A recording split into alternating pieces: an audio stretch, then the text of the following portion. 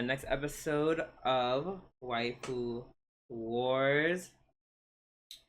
I am the demon that came to see my favorite little students, Doo. And I am the cute girl that's locked in the dungeon, Sobroni.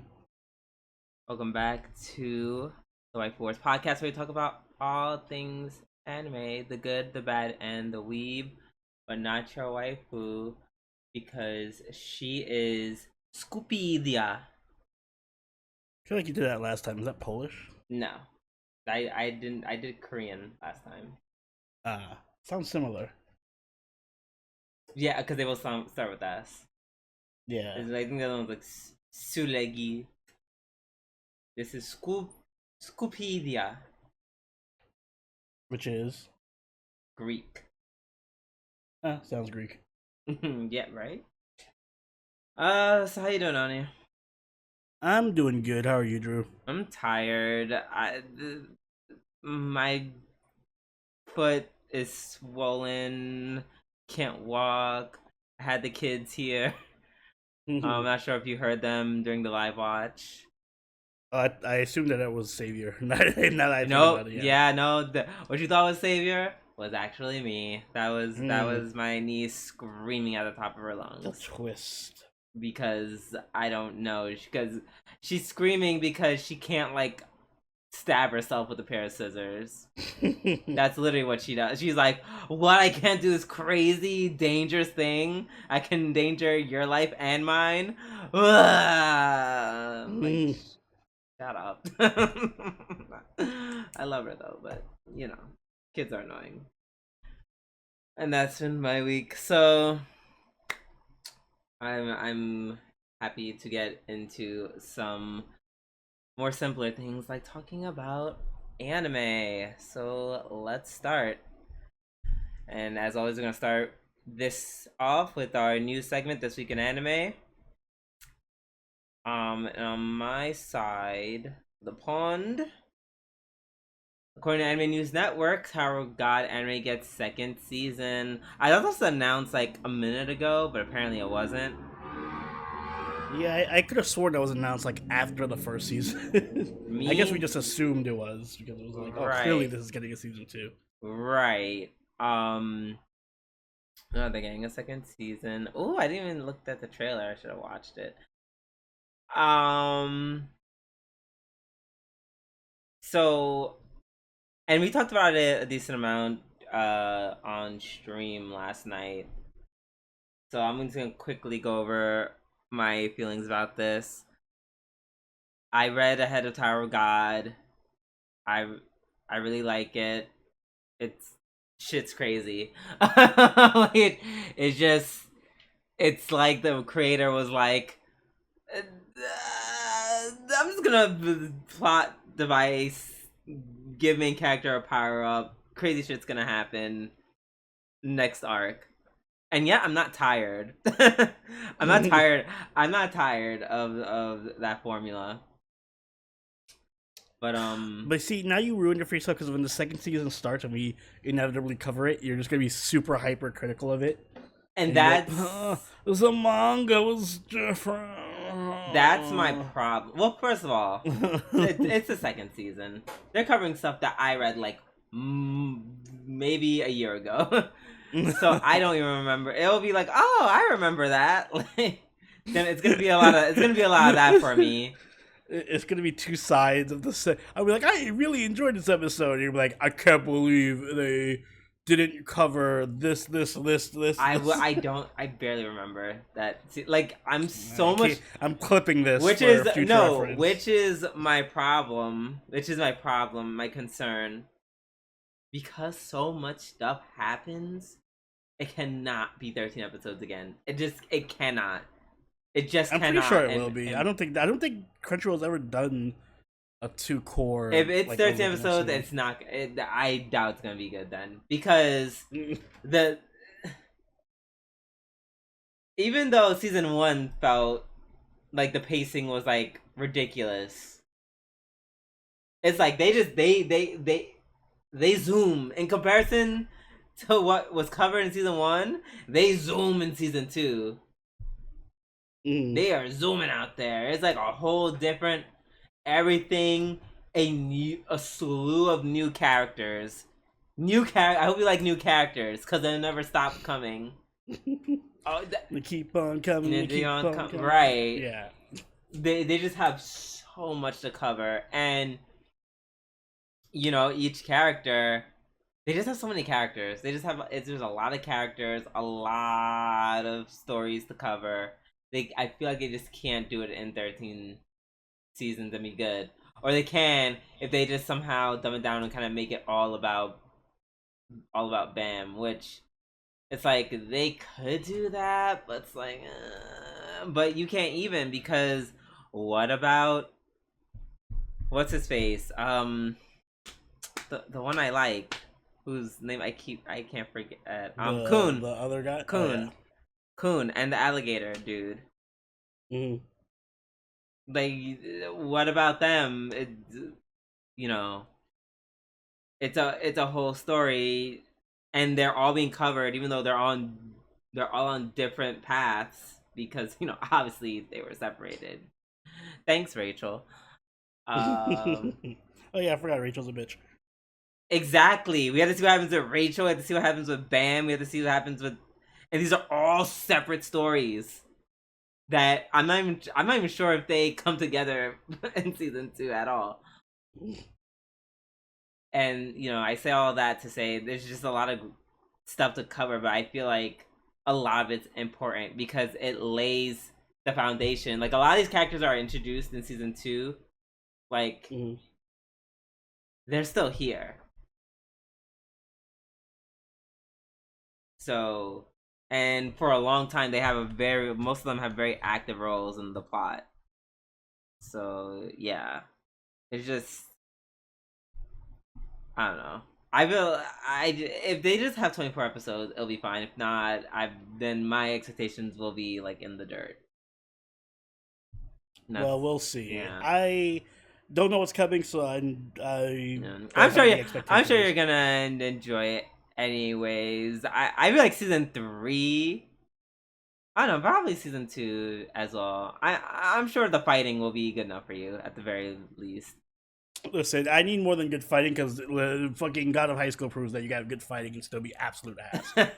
So it needs to at least be coherent. I don't need it to be like super true to the manga if they want to skip around or whatever, but like, I just need a coherent story, which I think like we got with the first season, so I'm fine with it. Yeah, I know people were upset because it was like rushed and stuff, but yes, if it's 13 episodes, it'll basically just be season 1 again, where it's a cohesive but yet extremely rushed, or you're just gonna be like, here are these new characters and here's what's happening to Bam, and I have a strong feeling that's exactly what's gonna happen.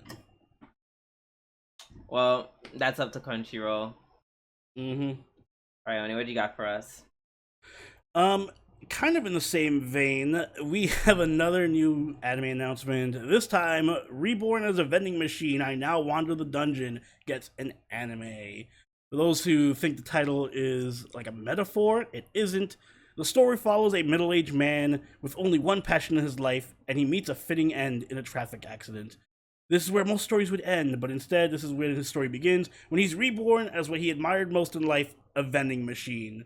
But his new lease on life happens in the worst possible place. What can a vending machine do in a monster-infested dungeon when he can't speak or even move on his own? So if you ever wanted to watch a movie or an anime about a dude becoming a vending machine in a dungeon, all 0 of you, rejoice, because you got it. Yeah, I just saw the trailer of it, and I'm just like, no. But listen, I will give it a chance, like 1 episode worth of a chance, only because we said the same thing with Spider, with Kumiko. We were like, who's fucking stupid, a guy reincarnated as a spider? And it turned out Kumiko was fucking amazing, so maybe it's one of those shows that has a really dumb premise but could be amazing. I don't think so. Well, I have no idea what the source material is, so I'm willing to give it a chance. I'll probably watch an episode, but I don't know. It's gonna have to. It's either gonna be a show that's like a cult classic, or it's just horrific. There's no in between. There's no average middle of the road here. Yeah, basically, it's either going to be like almost god tier amazing or just a waste of time. Basically, yeah, pretty much. Hopefully, it'll be god tier amazing. Right. I just want to circle back to Tower of God for 1 second because I just skimmed the Tower of God season 2, the official trailer. And yeah, bitch, it's just full of scenes from season 1. Like, yeah, they probably didn't release new stuff yet. Right. I'm like, girl, what the fuck is this? What the fuck? It's like a teaser. It's not a teaser. They're not even showing anything. Well, it's like an announcement trailer. Whatever. Waste of time. Listen, it's probably not going to be animated until like middle of next year, so they got time. Yeah, probably. They got time. Yeah. All right then, let us move on because now that we're done with our news, it's time to move on to our weekly reviews, and we're gonna start off with Made in Abyss season 2. Excuse me, episode 5. Is this my episode of the week? No. No. Not yet. No. Yeah. It was a good episode, though. It was a good episode. First of all, poor. Is it his name? Reg? Reg? Yeah, Reg. Right. He just can't catch a break. It seems. By the start of the episode, he's being chased by like the main big bad predator that he was told by that legendary Pokemon that he was told to avoid at all costs. And of course, this one is like, oh, no, I specifically want you. Who doesn't want Reg? Everyone wants Reg, apparently. Right. I just want to give Reg head pats. That's all.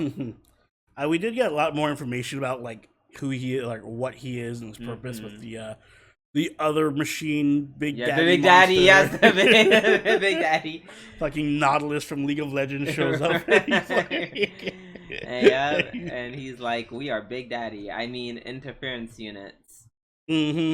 So they're basically, I guess their job is to like monitor each layer of the abyss, which is curious because does that mean that Reg was like?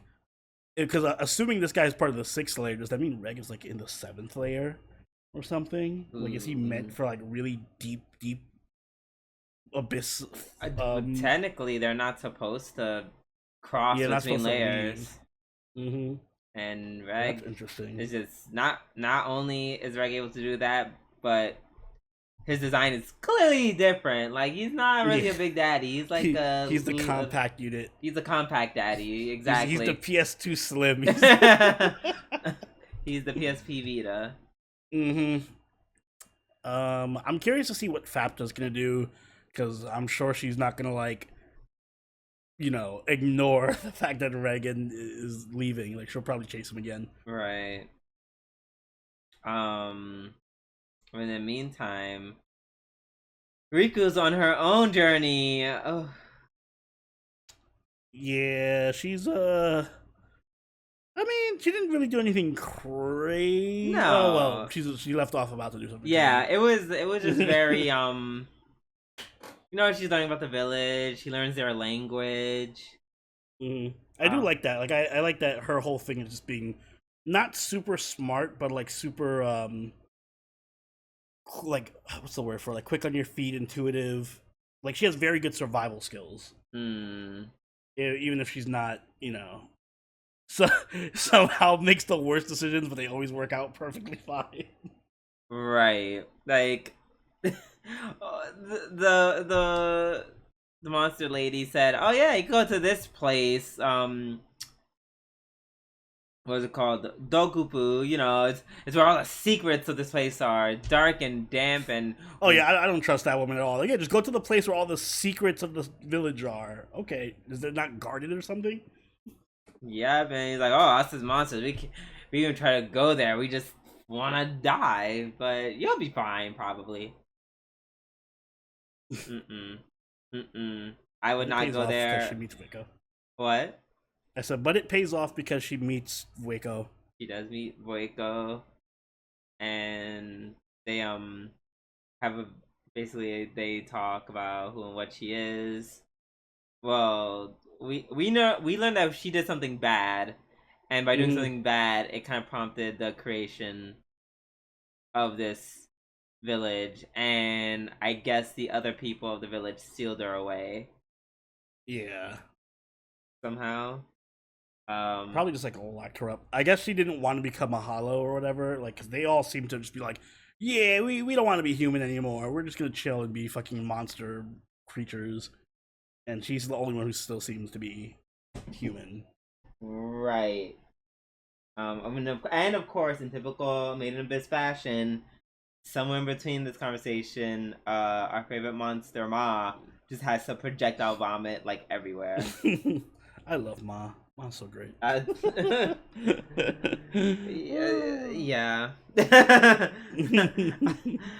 I love the scene where it's like Waco's like, "Oh, can you free me?" And then Rico's like, "Are you bad?" And she gives like this whole monologue, like, "Well, you see," and Rico's like, "I don't give a shit. I'm freeing you anyway." Right. Actually, I don't care.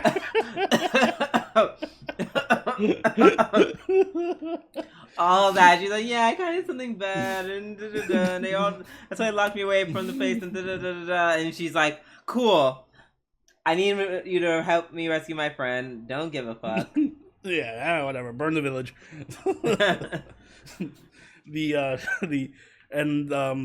twist at the end, was Middy's revived, or at least a copy of Middy. Yeah. Which, by the way, somebody has to explain to me how that kind of works. I mean, does that mean there were two souls of Middy just like chilling at the same time? And I guess so. No, it's just a perfect copy of Middy. Yeah. So then there was one Middy that was with Nanachi, and there was another Middy that was in the 6th layer. So we can just like clone people now. Can we get 2 Ricos and 2 Regs? No. Middy was separated from them after the movie, right? No, she died in the first season. But I mean, like her monster form. She died in the first season? Yeah. Now you how long ago did you watch the first season? Like 2 years ago. Like 2 years ago. 2 weeks ago for me. But yeah, no, she died in the first season. Reg killed her. The movie was Prishka. Oh. Okay. I'm getting the two confused. Yeah. Middy didn't have anything to do with the movie. Okay, cool. So this Middy person, I guess maybe Middy didn't die? Well, the way they explained it is just that Middy, so Bondred brought Middy down to the 6th layer, I assume in the past, and then they were like, "Oh, can we bargain for her?" And he was like, "Fuck no." Oh, so then he must have like left. Yeah. And then somehow he was able to make a perfect copy of Middy. So I mean, I guess that opens the window for like, can we just make clones of existing people? I mean, using the Abyss. You can. It'll just take half or mostly your body. I gotta figure out how value works, because the dude was like, "Oh yeah, it took 712 limbs and like half my body, and like a lot sensory organs, exactly." All that shit. But apparently that's only equal to 2 of like what's her name, Rico's eyes or whatever. Like, or you could just trade 2 of your eyes or 2 of your legs or half of her insides. Mm-hmm. Because I'm thinking like this will circle back around. But she also has to give like a lot of her equipment. She also, in addition, has to give all her equipment and stuff. Yeah, but I'm wondering if this like will come back around to like, if someone dies, like God forbid, Nanachi, could Rico bring her back if she sacrificed? Because I feel like that would just kill her at that point. That sacrifice would just kill her. Or Reg. Because I don't believe the monster when he's like, I'll do everything in my power to keep you alive. I'm like, yeah, you'll keep me alive. No, I'm basically like I'm a vegetable. Yeah, she'll be like life support. Mm-hmm. Yeah, but yeah, hopefully Rico's smart enough to not do that. But Reg leaves her for like less than a day, and she's already here bargaining out her organs. She's trading her organs on the black market. I mean, we can drag her, but let's look at Nanachi, who just sold herself. Period. For a Middy clone, not even the real Middy, a Middy clone. But I can't blame Minachi. At least Minachi didn't give up like her organs. And She shit. just gave herself. How is that better? She's essentially dead. She's alive. Listen, all you gotta do is kill Snake Boy and steal her, right? Reg just needs to show up, blast with the incinerator, and bounce. Reg cannot. I don't think Reg can take him. Just get one shot in, you're good. I don't know. Reg kind of just has, this tendency to not win and then to get tortured. There's a generous amount of Reg torture porn in this series. That's all I'm gonna say. I don't think it would. Or Fafta can just show up and help Reg. I don't know. Who? Fafta looks like she's more Fafta. Oh. She looks like she's more competent than Reg at fighting. Yeah. We'll see about that. Mm-hmm. All right. Let's move on to Overlord 4 episode 5. Excuse me. Mm-hmm. So, our boy Demiurge is back. Yes. He talks to Albedo. This is such a funny conversation because once again, it's that, oh my god, he's so smart and so da-da-da. Because meanwhile, Demiurge is like, yeah, I plan to turn them in Vessel State, and according to my genius planning, it'll take only a month. And then Albedo's like, yeah, it's already happening. Yeah. He's like, clearly he's not satisfied with how slow your plans are going. Yeah, he just went and did it himself. It took 3 days. Sasuga Ainz. Now watch fucking Demiurge be like, alright, time to enact the super genocide plan where we just like go super wild.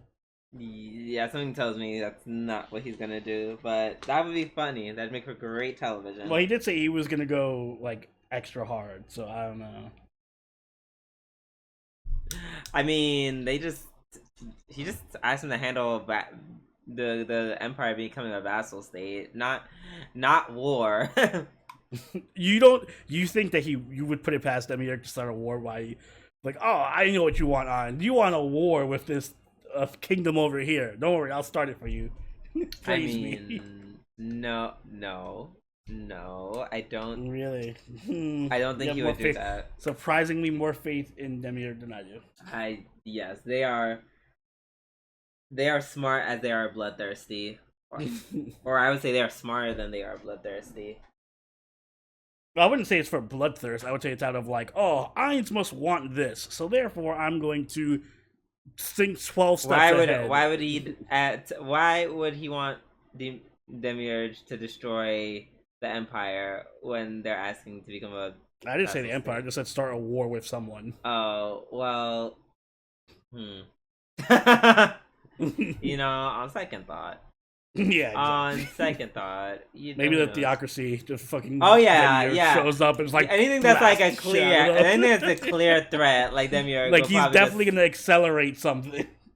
He's just gonna they're gonna be in a meeting and Demiurge's just gonna sneak up behind them and just like rip someone's head off and be like, yeah, now let's talk. Now I have your attention. Ainz sends his regards.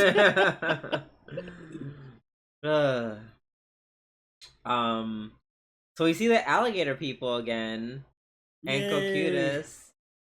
The alligator guy has a son now. Yeah, which Ainz almost wanted to steal. I like that. Super rare. The whole Cocutus as a scene that was hilarious. Oh, easily the best part of the episode. He's like, who's a better seat? Who's a better seat? I was like, what? You NTRing Shoutier as a Ainz chair. But okay, I guess. I forgot that Shoutier is, I guess, the strongest of all the people. Yeah, she's supposed to be stronger than even Ainz, I think, even though he did beat her. But yeah, she's like super strong. Yeah, so that that's something I always forget because I haven't seen the homegirl in like it feels like forever. I'm glad she's actually getting an arc Yeah, because I feel like she gets neglected a lot. Her and the dark elf yeah. girl. Ever since the end of season 1, I feel like she's definitely been in the background. Mm-hmm. Exactly. So I'm happy she's getting some love. Uh, the relationship between her and Aura is really cute. The dark elf, because Aura's just continuously frustrated by Shaltir and her obtuseness, for lack of a better word. Mm-hmm. Because she's like, hey, when Ainz said get new experiences and grow, it didn't mean literally stalk him. Don't follow him around. Just take notes. Right, that was funny. You just see her getting actively frustrated. Mm-hmm. I like these little character building like interactions between the different underlings like Demiurge and Albedo. Now we have Aura and Shaltir. I don't know. I like these moments whenever they're not like crazy murdery. Yeah, and or obsessing over Ainz. Over Ainz, yeah. I mean, they're always obsessing over Ainz, but like to not that extent. Mm-hmm. It's like an afterthought at this point. For now. Yeah, for now. So they find an abandoned city where the dwarves are supposed to live, and then they find a dwarf. A dwarf, one. one dwarf. And basically breaks it down that the city was abandoned because the Quagoa were attacking the village, and then further explains that rune crafting is outdated because enchanting your items with magic is much more convenient, I guess. Yeah. But the dwarf dude was really quick to sign over his life. Right, he was like, "Oh, have your soul," and he's like, fuck it." Yeah, cool. Yeah, just help me out. Right, he was like, "Well, the alternative is being eaten by the wolf people, so dot dot dot." And then Shaltir, we run into the Quagoa people, and Shaltir is sent to capture them, which she does with her bullshit broken spell. Enter here. Capture species. Just like round them all up, all 500 of them. Right. Shout out to her battle armor. I'm not sure if I've ever seen that, or if I haven't seen it in such a long time, I forgot. Yeah, she had it in the first season. That was about the only time she ever wore it. Yeah, I was like, okay, that's kind of cute. Apparently, I did like when they were like when they assumed that Shaltir was the leader of the whole thing. It was like, oh, the skeleton must be your underling. Right, she almost killed him. He was like, how fucking dare you? Right. And he's like, yeah, that's my master. Yeah, whatever. Give me the information. Yeah, and we learned that they were sent by some Lord Ryuro to kill all the dwarves. This Ryuro person really does not like dwarves. Yeah, I have a feeling he's not gonna be alive much longer, so let him get his dwarf hate out now. Excuse me. Or Ainz shows up and yeah, does Ainz things.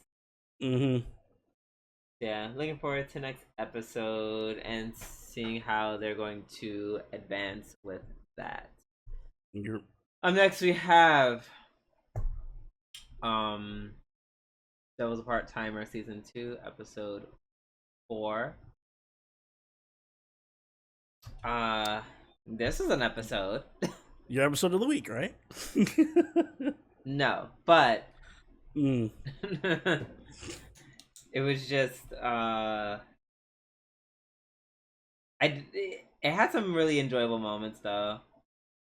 But, yeah, it had some cute moments here and there. Yeah, once again, really like Gabriel. He's really fun. I think at the beginning they explained they go into more detail of who slash what Alas is. Mm. Is it Alas or Aras?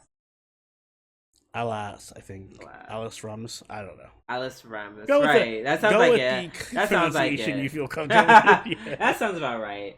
Mm-hmm.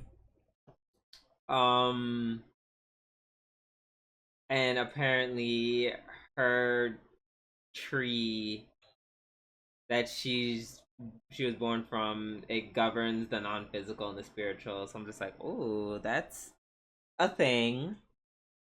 That's information. Mm-hmm. And then they have this cute moment where they're like falling asleep, and she's like, "No, sleep, sleep, sleep." And then they wake up to Gabriel just sleeping over them. Yeah, that was I mean, fucking. That was the best just part. waking, just watching them sleep. She's like, "What the?" I think Amelia wakes up. It's just like, "Sword, what are you doing?" Mm-hmm. That was the best part for me. Right.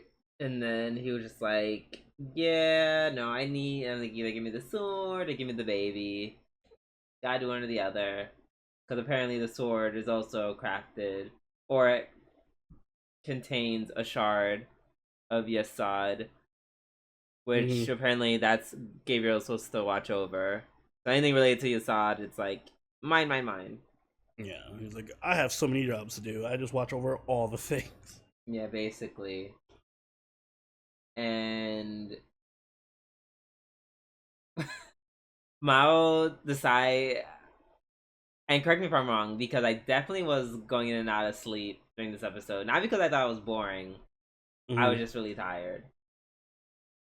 But Mao starts kind of talking his shit, being like, "No, I can't let you. I am the King Satan," and some shit like that. And Mm-hmm. Gabriel's like, "Well, if you don't talk like that, I have no choice but to kill you." And then just starts doing the force choke. Yeah, he literally just force choked him across the wall, which was awesome. I would kind of wish we got more. Oh, like I feel like Gabriel's gonna vanish for the rest of the season now, or at least for a little while. But I kind of wanted to see more of Gabriel fighting and just being a badass. Right. Um, Alas doesn't like that, and she pulls a Gohan and proceeds to kind of rock Gabriel's shit just a little Just a bit. bit. Especially with the iconic Gohan headbutt. Mm-hmm.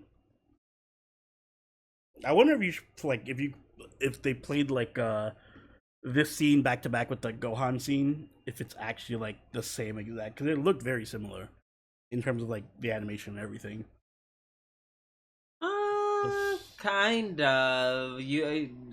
Alas just does Like a lot of how to say it? talking while Gohan just Well, like aside from the talking, but just like the right. actual like Gohan just like Gohan ah. flying and headbutting. Yeah, I will say Alas is just a wee bit more impressive. Mm-hmm. Gohan just kind of does that crazy headbutt, and then he's just like, "Wham! A baby again."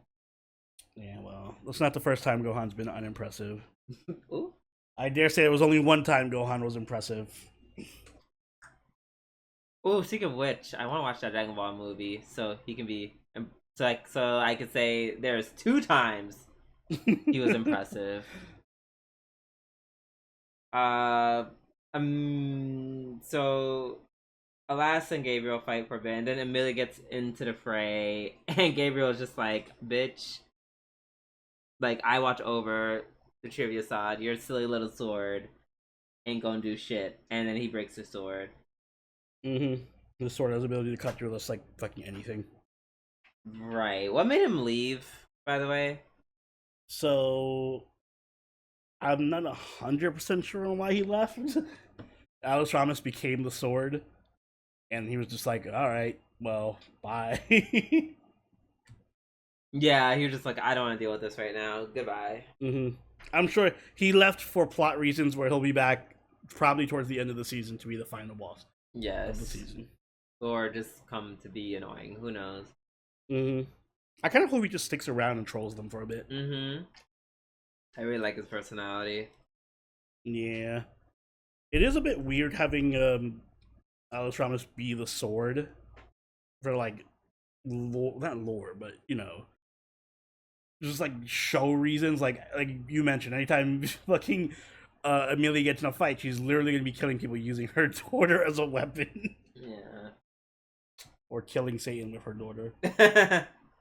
Yeah, I think she's gonna have to find a new weapon to fight Mao with, because I don't think Alas is gonna be on board for that.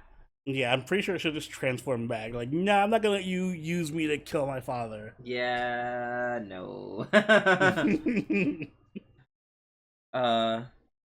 was cute how she showed up at the restaurant though. What was them and not Yui. That was really cute.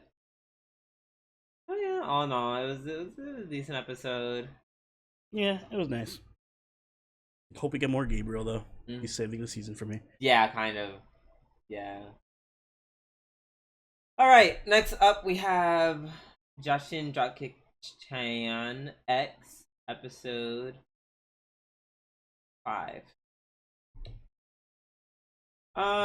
So Persephone, which is one of their mothers, visits. I forget the girl's name. Then they make a joke about her being a side character. What? It's funny because they make a joke about her being like a side character in the anime that no one remembers. Right.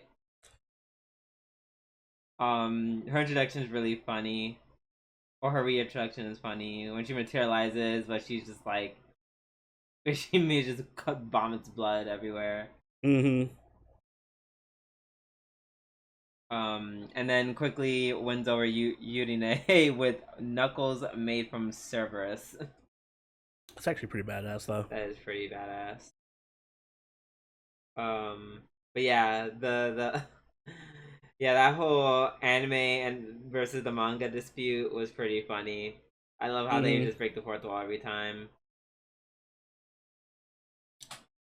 And it seems like she's gonna be part of the cast now.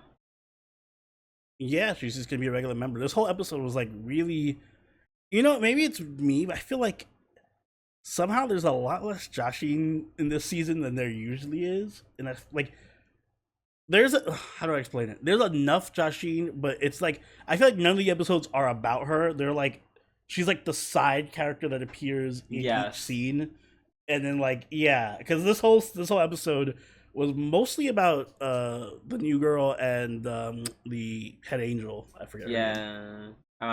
Lier. Yeah, Lier.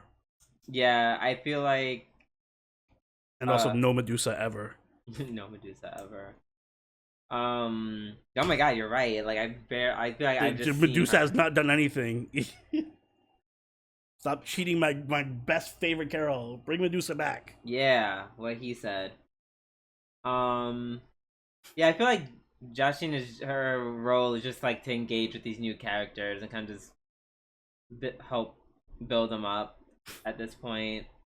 It's like she has a very active role, but she's just not the main focal point. Ironically, Miku's has more lines and a bigger role than Medusa this season. That is sad. Just the next opening, you just see Medusa replaced with Miku. Oh my god, no, they would totally do that. They would. She had a cute little scene in this episode too, where she's fucking delivery woman, delivery witch. Yeah, I'm like, nice. I forget the name of the movie. Something delivery service. Yeah, that girl. I was like, nice callback. The scenes with Lier were cute, and Josh and just being a grade A dick, like just hogging that right, just trying to like make her like I'm like God. There's no reason for her to do it either. She's just being a big asshole. Like I camped out here to make sure you wouldn't that you don't get this ride. And then I was this whole time I was just like literally push her off or just like kill her. And then she finally does just like force choke her off the thing, and she's like, "Wow, can't believe you resorted to violence. How does that make you feel?" Bye. Now, my only problem about this episode was my problem with episode, but even more so. I feel like an episode of Jashin-chan can't be an episode of Jashin-chan if she's not just getting fucked up. I need her to just watch her die horribly in some way. Damn, you out here for blood. Yeah, that's what makes it funny. For me, that's what makes it funny. Like, everything else is kind of just like... But I think that goes hand in hand with what I was saying, like, because the episodes don't feel like they're focused on Jashin and Yurine. They're like, Jashin just appears in someone else's storyline. Literally, if, like... Because that's the thing. That's what makes Jashin such a fun character. She's a super bitch for no reason. Like, because she's a terrible person in general. And then she gets her just desserts in a horrible way. Like, it doesn't have to be Urine killing her, even though that's like the best ways. But it could just been like, I'm on the toy now, whatever. And then she just, I don't know, just gets hit by a bus. Yeah. That would have been it. That would just make the episode perfectly fine for me. Like, I actually thought Liara was going to kill her off of the... I was waiting for it. Like, I'm like, yes, rip her apart. It's right on it. But it never happened. Yeah. She just forced pushed her off. I kind of want more Jashin murder. Yes, that's like the staple of it. This has me almost considering going back to the beginning and watching that. She just gets murdered a lot. I mean, well, she kind of died, and it wasn't bloody though, because the whole her using the whatchamacallit, crowdfunding money for gambling and then getting like tossed. Yeah, it's not bloody, but whatever. Yeah, it's not. She just got dropped off in some random place. No, I need her limbs. You know what I mean? I'd say it out loud. I just need her to die. Demonetized. I will say one thing I do like about this season though is the running joke with the pink-haired angel Pino. And just thinking, right? Thinking that Lear's gonna kill her. She's like trying to gouge her eyes out. She literally screamed, "I'll kill you first!" Gouging her eyes. Oh, poor Lear. She just wants to like exist in peace and be a kid, even though she acts like she doesn't want to be a kid. And I do like Lear's relationship with Persephone. That's cute too. But yeah, no, we need more Jashin murder. Yeah. That's all I want for Jashin to die. Alright. Let's move on to RWBY. Episode 6. Damn, no, Weiss just doesn't die. She's fucking... She really... I mean, we're not trying to kill her. I mean, if they don't save her, she might. She certainly might. First of all, shout out to Blake. Oh, Blake's so cool. Yeah, they actually made Blake a lot better in the series. I feel like this anime Blake did a favor for a few characters. That is I've true. always liked Blake, but Blake gets like written off really quickly, and she barely has any fights in the anime or in the original show. But yeah, no, Blake was really cool. The way she was just diverting Weiss's attention while Yang and RWBY track down the nightmare. She's just like, okay, I'm done my job, bye. Bounced. Yeah, it just jumps into the darkness. But yeah, it doesn't matter because Weiss finds them and she's like, bitch, let me summon all these Grim and then proceed to beat that Unlimited ass. Grim works. What? Unlimited Grim works. Period. That part. And then, yeah, she proceeds to beat the shit out of them yet again. Weiss undefeated. And of course, because the teacher is like, hey, whatever you do, don't get hurt by the dream binds, and of course RWBY gets hurt by the dream binds. Why is RWBY always the one who fucks up? Like, consistently. Like, she's like, I'm not sure if I'm meant to be a leader. And I'm like, bitch, same. Yeah. Yang should have been like, I'm not sure either.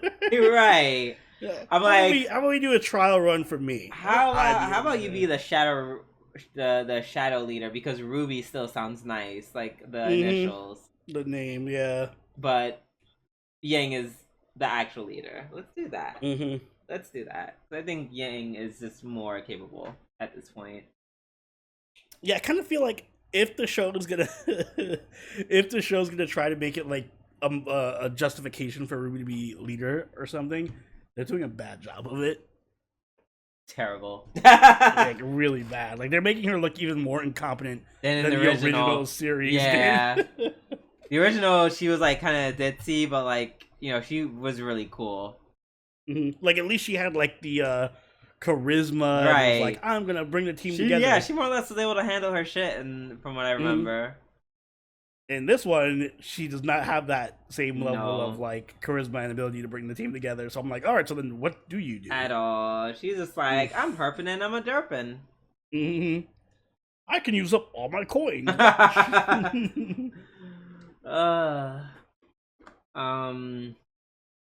So yeah, so once they get out of the shadow place, they all go their respective ways to clear their head and come up with some ideas, and they all talk to their respective people. And in this in these scenes, I just had to take a moment and look at them and say, wow, everyone is so fucking pretty. Everyone is just so pretty. Like, wow, everyone, the guys are so hot. The women are so beautiful. Yeah, ooh. That's the Shaft treatment. They just get massive sexy character design upgrades.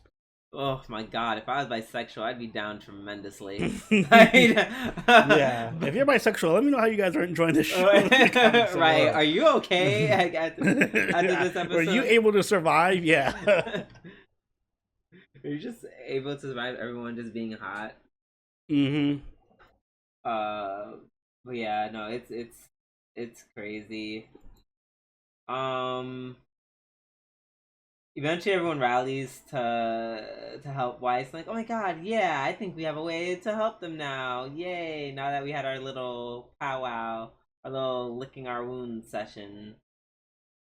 And the instructor's like, hey guys, I just want to say again, if you fuck up this time, she's like dead.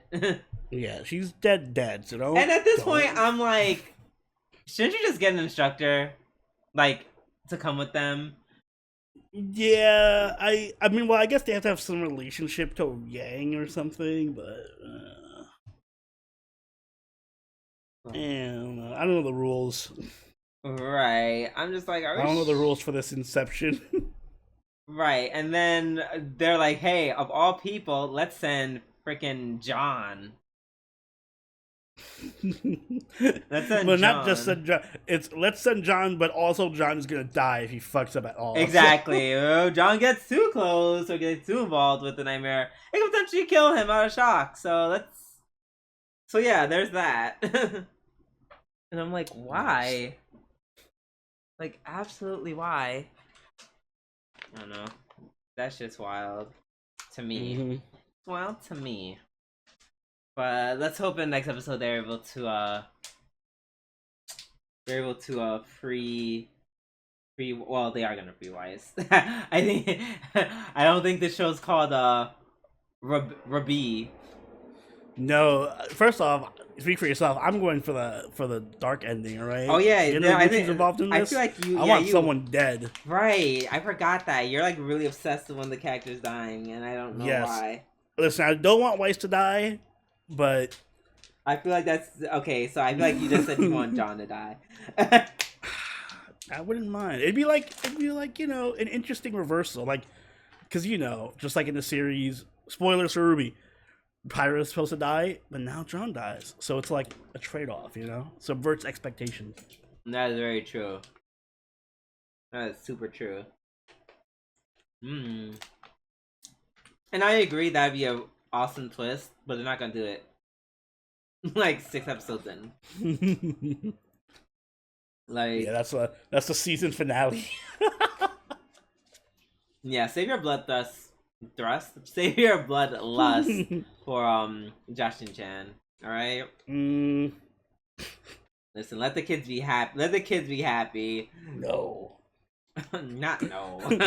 the series ends with like the RWBY logo, but then the R, B, and Y fade away, and it's just Weiss left. Damn. Weiss season 2. And then she becomes like the best character.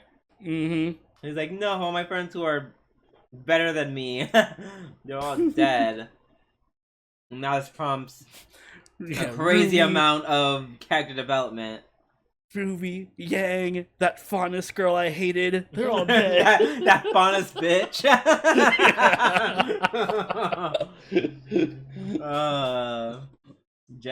Just Weiss. Mm-hmm. Just Weiss. Alright, up next we have Utawarerumono Season 2, Episode 7, which is my episode of the week. What? Not Isekai Meikyuu Harem? Oh no. Yeah, no, this is my episode of the week. Yeah, I'm like... oh. How could it not? Like... Yeah, Kuon kind of just went off.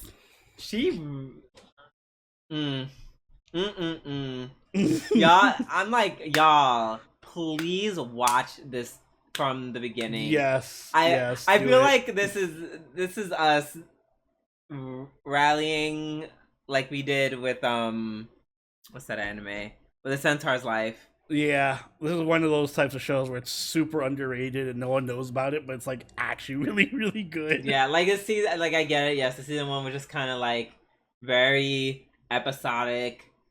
It's kind of slice of life, and then the last couple episodes, shit hits the fan. Pretty much. It's like, imagine if Code Geass was like, you know those slice of life episodes of Code Geass? Yes. They're just kind of really random. Yes. Imagine like the whole first season was just that, but then you got Code Geass R2 for the second season. It's like, what? Yeah, it's like the season, like payoff for season 2 is just so, oh my god, it's so... Oh, I think because season 1 was so light, it hit so much harder. Yeah, season 2. It was definitely hitting Kuon too. Yes, like, what? That's what Haku would say. Like, oh my god, when he starts acting like himself? Question mark. Yeah. And she's just like Haku mode, and she's just like gets triggered. She's like, "How dare you talk like him?" Don't use his voice. Right. And then meanwhile, I'm just like, girl, that is him. You are beating him up. Yeah. Also, somebody pointed out in the comment section last episode, so get this, the voice actor for Haku passed away, unfortunately. No. In between the first and second seasons. So, because you mentioned that it sounds like Oshtar. So, the voice actor for Oshtar does do both voices now. Wow. So, it's like a reverse of the series. Oh my god. That's so crazy. That is wild. Oh, that's so sad, but also so beautiful. So sad, and yeah, it's like poetic kind of. It's like, what? Wow. Also, I'm like, someone else watches this show? I don't know what's more incredible. You're like, oh, someone else pointed it out. I'm like, wait, someone else knows something about this anime? Well, that's kind of wild. That is super wild.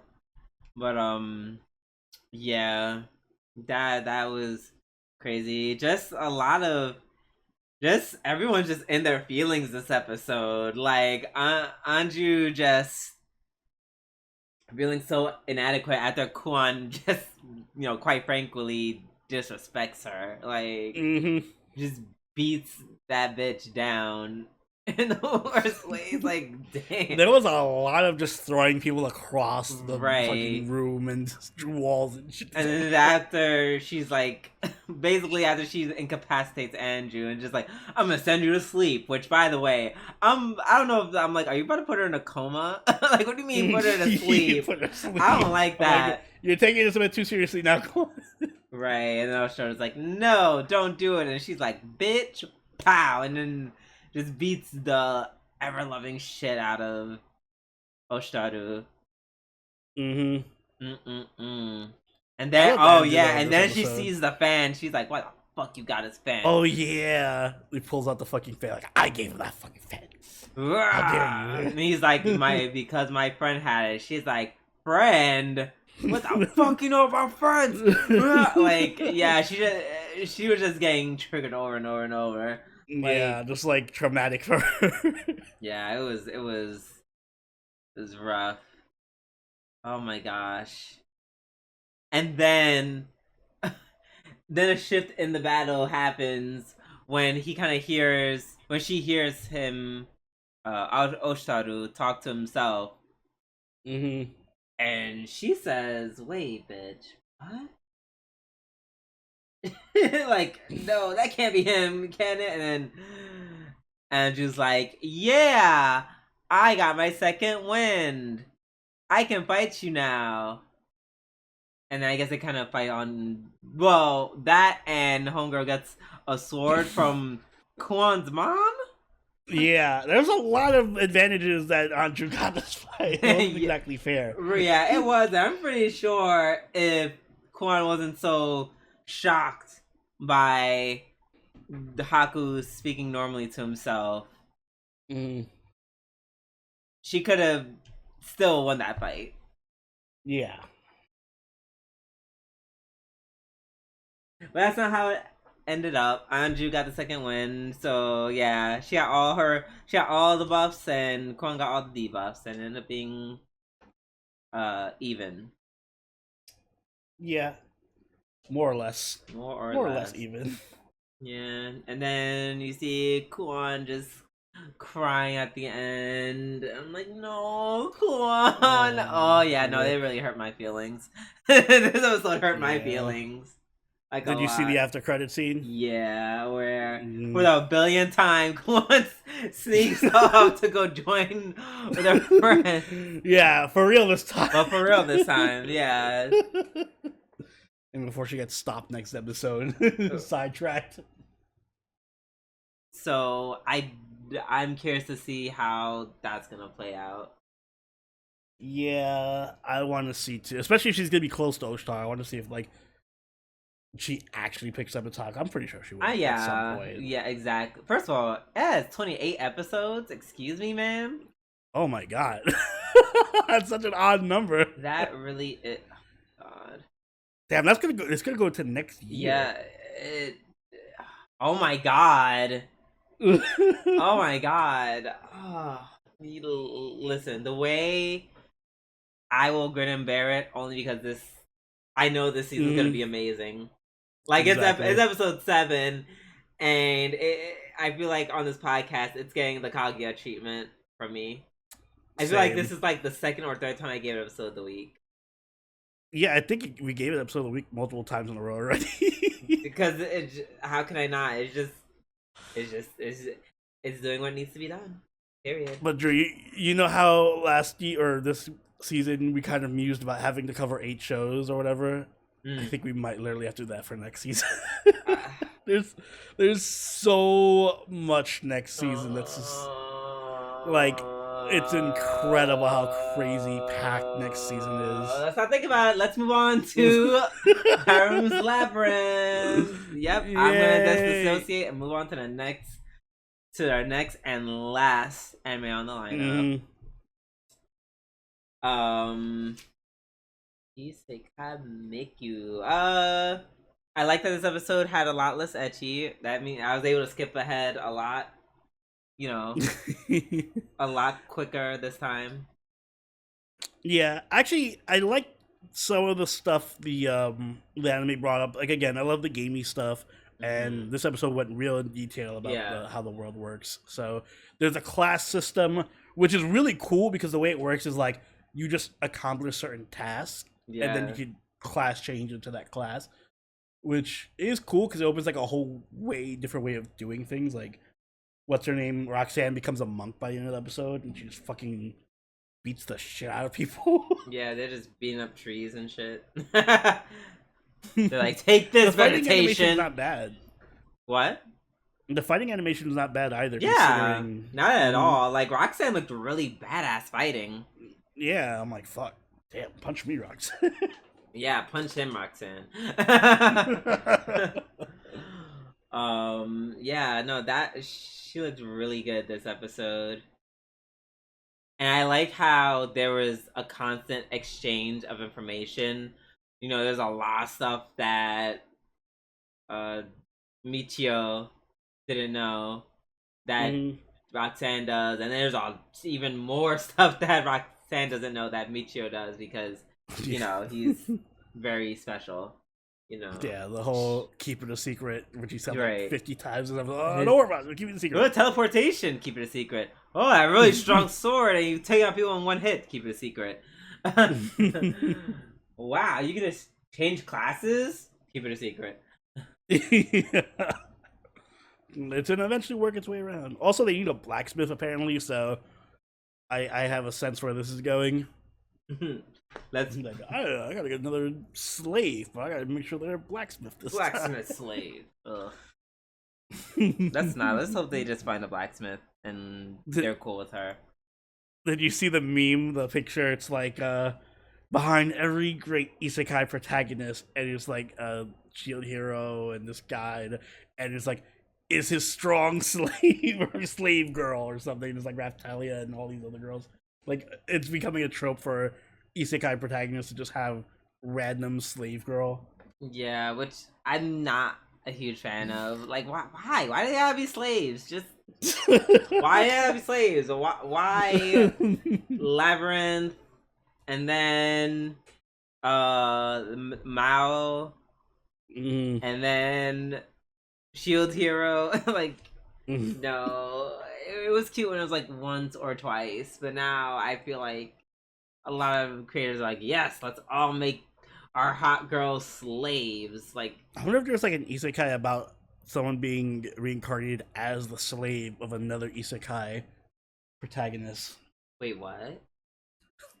Like an isekai about someone who gets reincarnated as the slave girl to another isekai protagonist.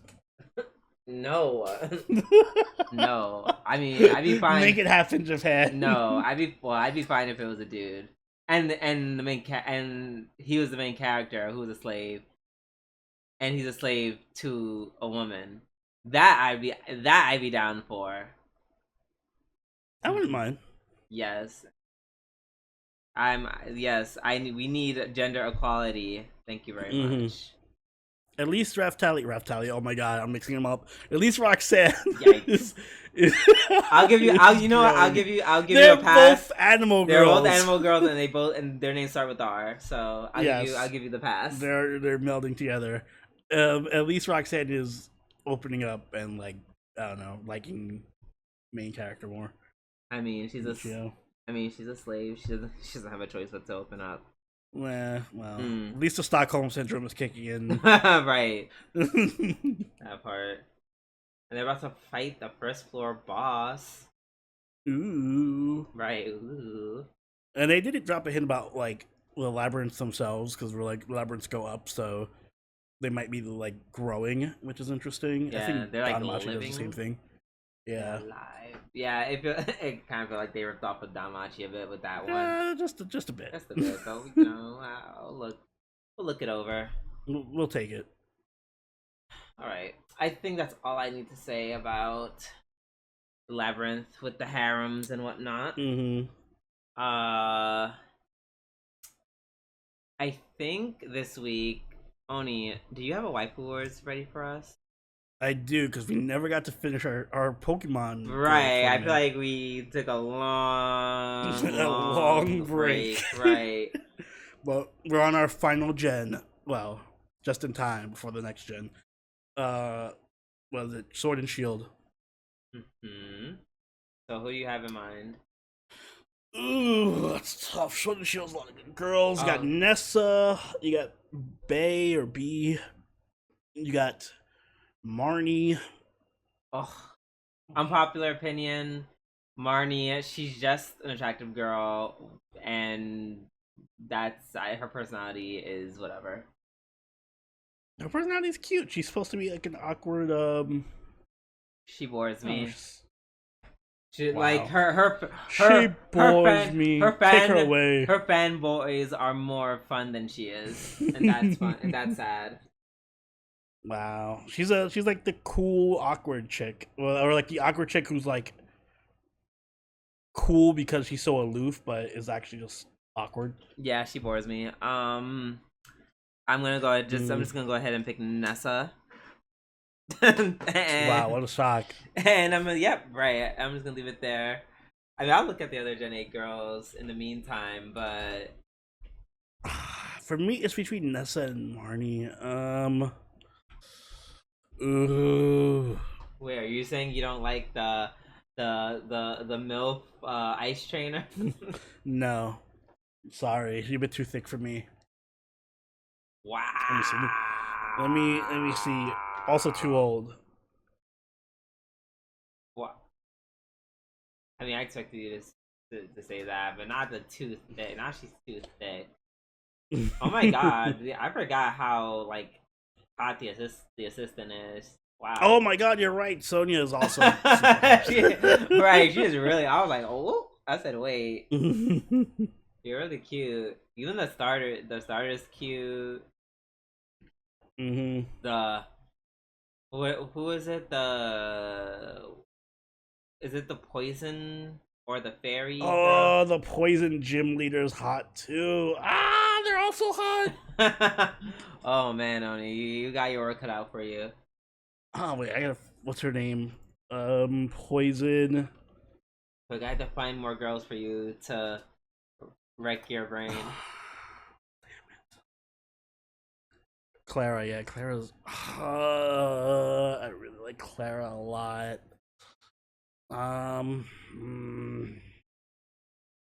Man, it's for me. It's between Clara, Marnie, and Nessa.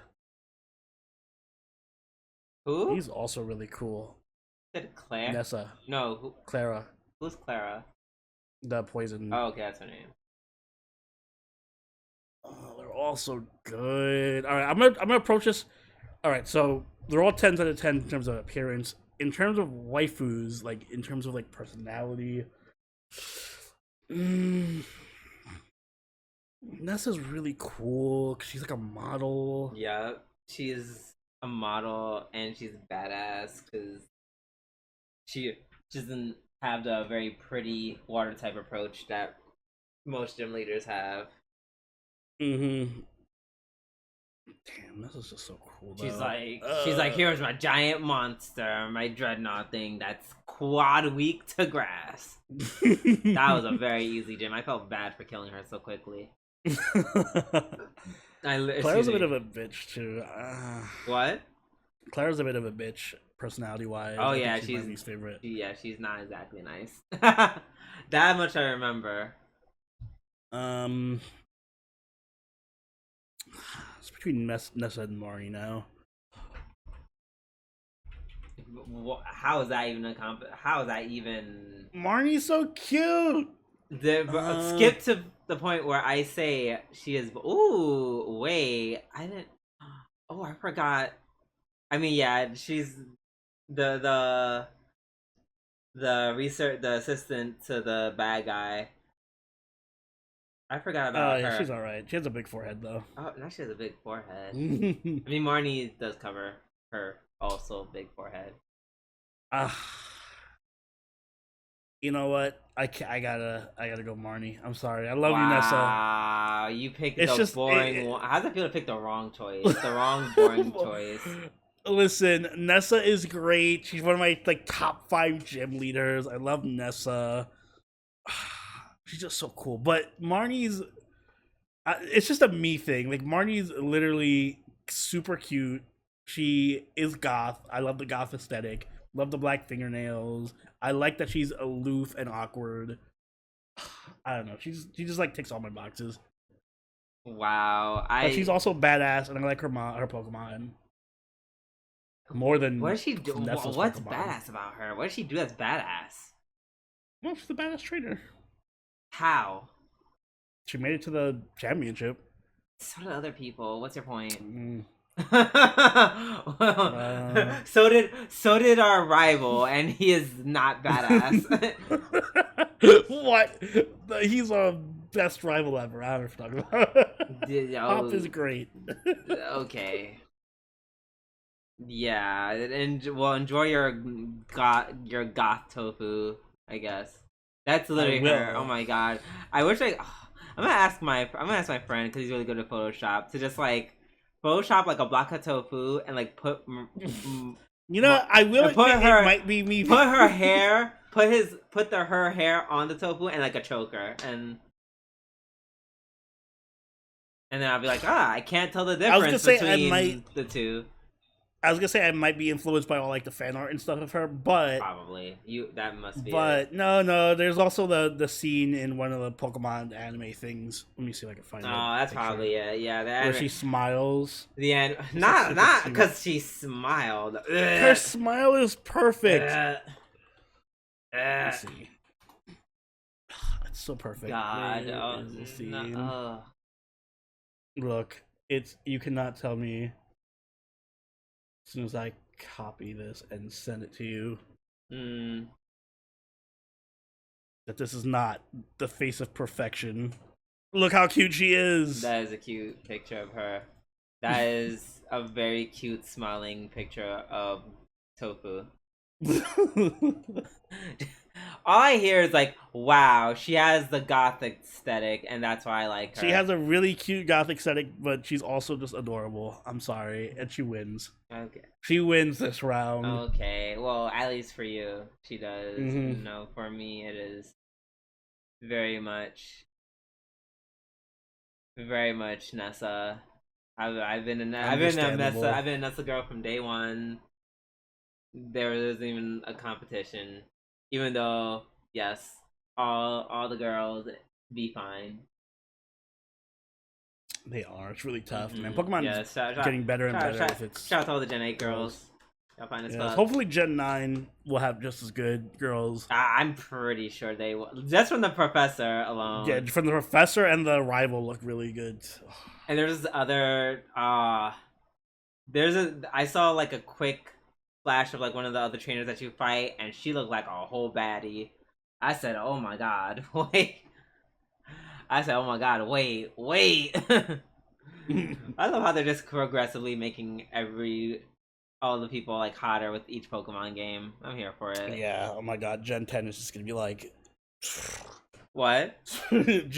At this rate, Gen 10 is just gonna like make you explode in your pants. It's on site. Right. It's just gonna be you can both your professors are just clad in a robe and like BDSM gear. Like like they just have like chest harnesses. And they're like, choose your Pokemon. But yeah, well, those are our choices for Gen 8. Let us know in the chat who you choose as your best waifu for Gen 8. The competition is really stiff. Yeah, it is. This was a tough one. So, but let us know in the comments below. And with that being said, that ends our Waifu Wars, the segment, and the podcast. So, Oni, if you be a dear and take us away. Guys, if you enjoyed this episode of Waifu Wars Podcast, make sure you hit the like button and subscribe so you catch all the episodes as they go up every week. If you haven't already, do join the party over on our Discord. Follow us on Twitch and follow us on Twitter. All linked in the description down below. If you'd like, you can even become a channel patron or channel member, like all these lovely people on screen right here who make the show possible. And Drew, do you have anything you'd like to add? Just take care of yourselves. Because, like, my body is apparently just always 5 steps away from total destruction. So if you haven't seen the doctor in a while, go see that doctor. If you haven't seen a dentist in a while, go see that dentist. Please do not suffer like me. Even though it has nothing to do with me not seeing a doctor, because I've seen the doctor like a good billion times this year. I'm just lucky that way. Yeah, lucky or unlucky. I have a doctor's appointment on Friday, so I'll be doing that. Yes. But until next time, this has been Sobroni, and Doobie-doo. I'll catch y'all later. Later! Bye.